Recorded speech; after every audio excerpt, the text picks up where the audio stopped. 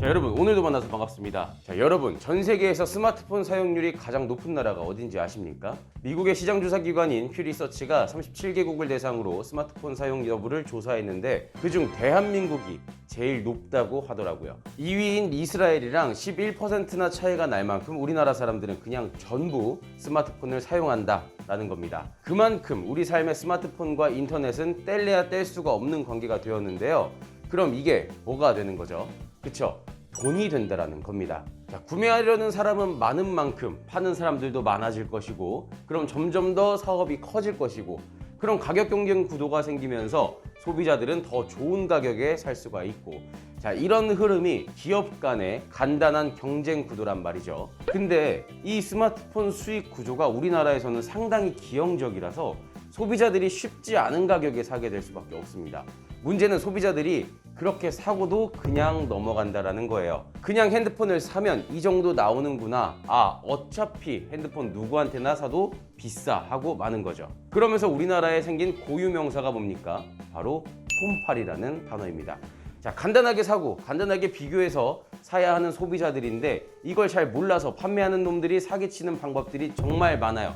자, 이제 제가 스마트폰 수익 구조가 상당히 기형적이다라고 했잖아요. 자, 전반적으로 제조사에서 판매자 그리고 소비자를 통해 유통되어 물건의 값을 버는 것이 우리가 알고 있는 유통의 수익 구조죠. 자, 우리나라 휴대폰 시장의 경우 제조사에서 이동통신사에게 핸드폰을 판매를 합니다. 그리고 통신사에선 통신 요금을 벌어야 하기 때문에 대리점과 판매점으로 통신 상품과 함께 소비자에게 판매를 하는 구조로 되어 있어요. 통신 상품이란 예를 들어 많고 많은 요금제나 부가 서비스 이런 거. 자, 문제가 여기서 실질적으로 스마트폰을 판매하는 대리점 그리고 판매점 수익 구조에서 갈리게 됩니다. 먼저 대리점을 한번 살펴보겠습니다. 대리점의 경우에는 통신요금의 일부를 위탁관리 수수료를 받아서 수익을 내는 겁니다. 한마디로 그냥 대리점에서 개통을 하게 되면 그 요금 중에 일부가 계속 누적이 되면서 대리점의 수익이 되는 방식이겠죠. 다음은 판매점의 수익 구조인데요. 이 경우가 아마 더 잘 알고 계시지 않을까 싶습니다. 통신사에서 혹은 대리점에서 판매 장려금이라고 하는 걸 판매점에게 지급을 하게 되죠. 예를 들어서 S22 울트라 한 대를 팔면 얼마를 주겠다 이런 식으로 말입니다. 그럼 그 단말기를 팔면서 사는 사람한테 추가로 할인을 해주는 것이 우리가 아는 통신 약정 구매 방식이 될 겁니다. 근데 여기서 이 추가로 할인을 해주는 금액 없이 리베이트를 그대로 자기들이 먹게 된다면 그만큼 사는 사람들은 휴대폰을 더 비싸게 살 수밖에 없겠죠. 이런 걸 이용해서 이득을 상상 이상으로 챙겨가는 사람들을 폰팔이라는 이름으로 부르게 되었고요. 자, 요즘에는 이런 사실을 잘 알고 계시기 때문에 굳이 대리점이 아닌 판매점으로 휴대폰을 사러 가시는 분들 많으실 텐데요. 그렇다면 우리가 이 폰팔이들에게 당하지 않기 위해서는 확인해 봐야 할 것들이 뭐가 있을까요? 자, 먼저 첫 번째로는 약정기간의 확인입니다. 보통 통신사에서는 2년을 주기로 해서 선택약정 그리고 공시지원금을 최대로 지원을 해주기 때문에 24개월로 하는 경우가 가장 많죠. 자, 이거랑 별개로 휴대폰 할부금을 36개월 또는 48개월 이런 식으로 늘려서 계약하시는 분들도 있습니다. 이건 웬만하면 하지 않으시는 걸 추천드립니다. 아니, 그냥 하지 마세요. 할부 기간이 늘어나게 된다면 당장 눈에 보이는 요금은 매달 줄어들기 때문에 저렴해 보이는 것은 사실이지만 문제가 그만큼 내야 할 기기값에 대한 할부 이자 역시도 그 기간만큼 길어서 늘어나게 되니까 내가 낸 돈 다 합쳐보면 결과적으로는 손해라는 것이죠. 자, 또 이거에 추가로 반납 조건 거는 곳들이 있어요. 약정을 길게 하고 24개월 있다가 오면 최신형으로 바꿔준다, 할인해준다 하는 방법들, 이것도 그냥 하지 마세요. 없는 거라고 생각하시면 편합니다. 그 매장이 남아있으리라는 법도 잘 없고요.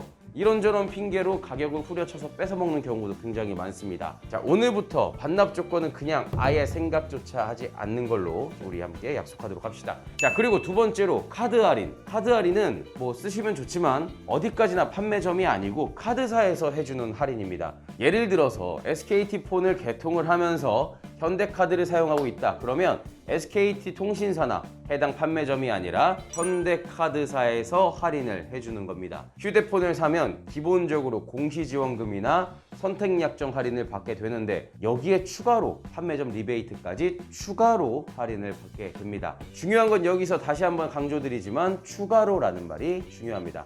그러니까 공시지원금 플러스 판매점 추가 지원금을 받고 카드 할인이 또 들어갑니다. 이걸 강조드리는 이유가 뭐냐면요, 추가 할인을 해준다고 해놓고 카드사 할인을 이렇게 살살 녹여서 소비자들에게 보여줍니다. 그러고 나서 리베이트로 나오는 판매 지원금을 카드 할인으로 퉁쳐버리는 경우가 많아요. 그 돈을 자기들이 챙기려고 하는 판매점들이 간혹가다 있습니다.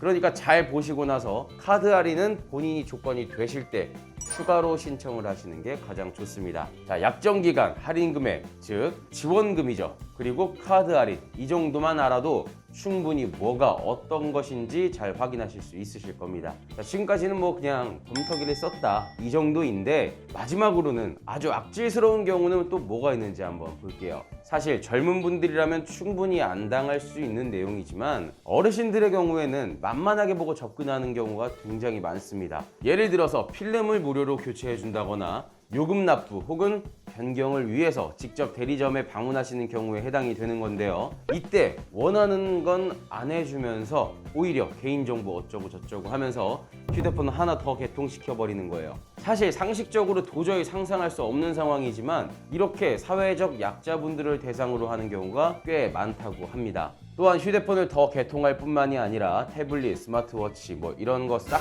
다 개통을 해버린 다음에 리베이트를 받을 만큼 받고 나몰라라 하는 경우가 상당히 많다라는 것이죠. 자, 이런 건 사기꾼입니다. 사기꾼들은요, 돈만 되면 뭐든 하는 애들이에요. 즉 이게 돈이 안 되면 알아서 떠나는 애들이라는 거죠.